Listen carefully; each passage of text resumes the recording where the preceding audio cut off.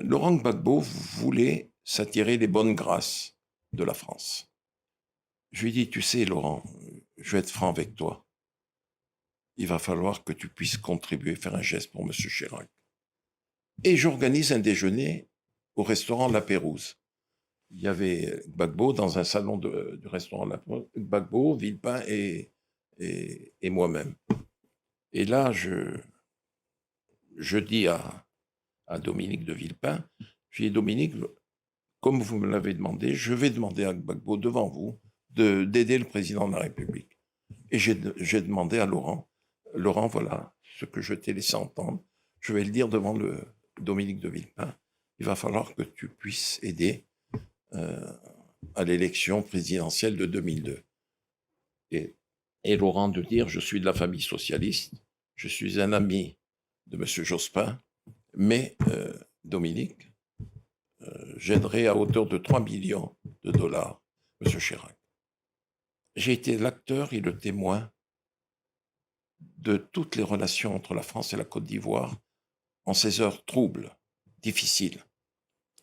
J'ai vu que Jacques Chirac et Dominique ont été d'une ingratitude à nul autre pareil. Et quand, comment vous dire, Laurent est tombé, qu'il a été conduit à La Haye, j'en ai beaucoup souffert. Personnellement et dans ma famille, j'en ai souffert terriblement. Vous vous sentiez coupable? Comment vous dire? Oui. Complice.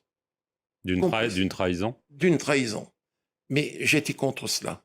Les derniers moments de la présidence de Gbagbo, je les ai vécus avec Nicolas Sarkozy.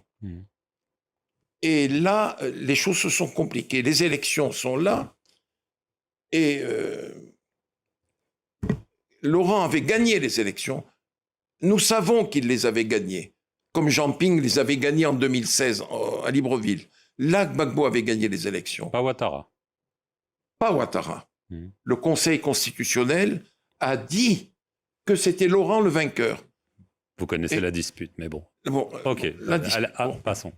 Et le président Sarkozy me fait venir à l'Élysée et il me dit, il va falloir que tu appelles ton ami Gbagbo et que tu lui dises d'accepter de partir. Il aura un statut d'ancien chef d'État, 30 millions CFA, voiture, escorte, et s'il veut, comme il est professeur d'histoire, on lui trouvera une chaire, il pourra se déplacer à travers le monde. Je lui dis, il n'y a pas de problème. Il me dit, va dans le bureau de Claude et tu appelles Gbagbo.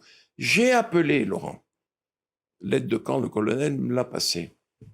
Laurent Gbagbo me dit, alors Bob, comment va?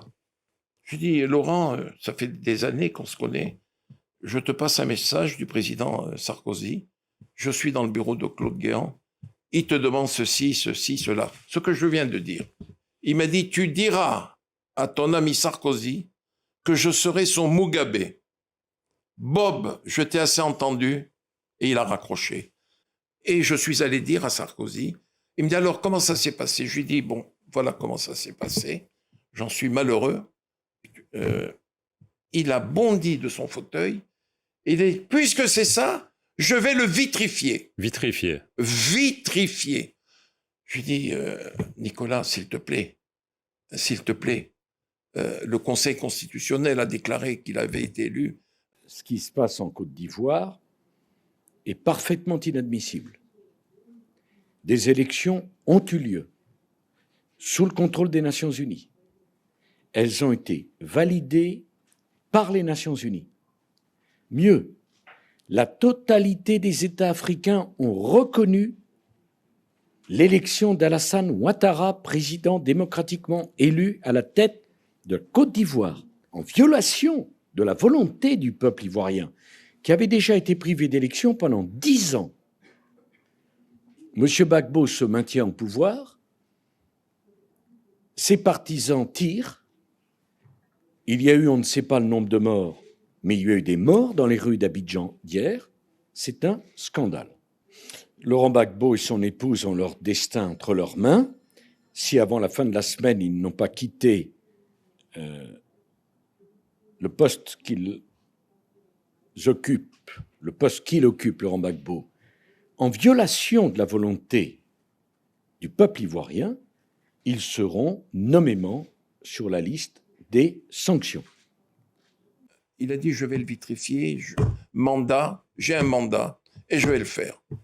Et le lendemain ou le surlendemain, Laurent était tombé, conduit à, comme nous l'avons vu et su, à La Haye. Voici l'entrée de la résidence de Laurent Gbagbo, du moins ce qu'il en reste. À côté du corps sans vie d'un des derniers fidèles de l'ancien président ivoirien, les hommes de Ouattara sont ivres de joie. Laurent Gbagbo est parti. Laurent Gbagbo est parti. Non, non, propre. Ça, on va s'amuser avec ça ce soir. Le bâtiment, à moitié détruit, est en flammes. Pendant 24 heures, il a été soumis à un intense bombardement des forces françaises et de l'ONU. Et voilà ce qu'il a eu comme récompense. Donc voilà, nous sommes libres, on va rentrer en famille tranquillement pour voir nos enfants, on va déposer les armes. Dans un salon de réception sur la table, il ne reste qu'une Bible. Ces derniers jours, Laurent Gbagbo les a passés dans ses sous-sols. Une chambre, un bureau et des liasses de documents. Les pillards sont passés par là. Dans la cour, l'heure n'est pas encore à la réconciliation. Il est mort, c'est un mercenaire. Tu es un mercenaire, tu es mort. On t'a baissé toi. On t'a baissé toi, tu es mort. Même demain, je suis prêt. Tu es mort. Il n'y a rien en face. À l'extérieur de la résidence, les soldats français qui ont participé à l'assaut sont toujours là. Ils ont pris en charge les prisonniers. J'ai été arrêté le 11 avril 2011 sous les bombes françaises. C'est l'armée française qui a fait le travail.